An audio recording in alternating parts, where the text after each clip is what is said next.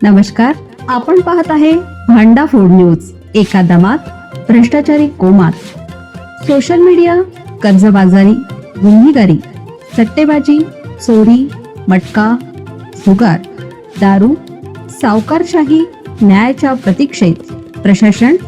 भांडाफोड news. एका दमात भ्रष्टाचारी कोमात. अनिकेत कोथळे हत्याकांडाचा थरार. सरकारी वकील उज्ज्वल निकम यांचा न्यायालयात खळबळजनक युक्तिवाद. युवराज कामटेचा क्रूर चेहरा उघड. सांगलीतील बहुचर्चित आणि माणुसकीला काळिंबा फासणाऱ्या अनिकेत कोथळे हत्याकांडाने पुन्हा एकदा खळबळ उडून दिली आहे.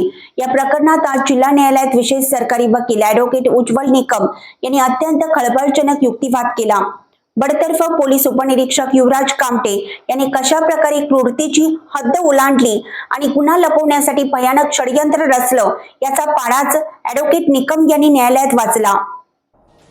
6 नोव्हेंबर 2017 ची रात्र सांगली पोलिसांच्या इतिहासातील सर्वात काळी रात्र.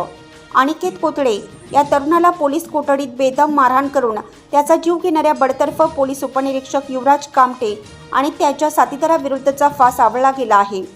विशेष सहकारी वकील उज्ज्वल निकम यांनी आज न्यायालयात सलग 110 मिनिटे युक्तिवाद केला.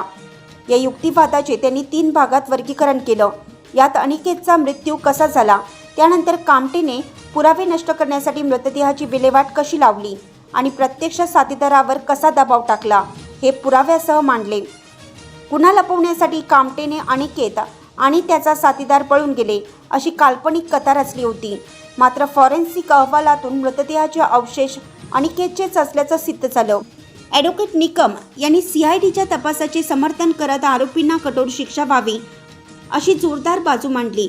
या सुनावणीसाठी मुख्य आरोपी युवराज कामटेसह त्याचे साथीदार हवालदार अनिल लाड, राहुल शिंगटे, नजरुद्दीन मुल्ला आणि झाकीर पट्टेवाले यांना कडेकोट बंदोबस्तात न्यायालयात हजर करण्यात आलं होतं.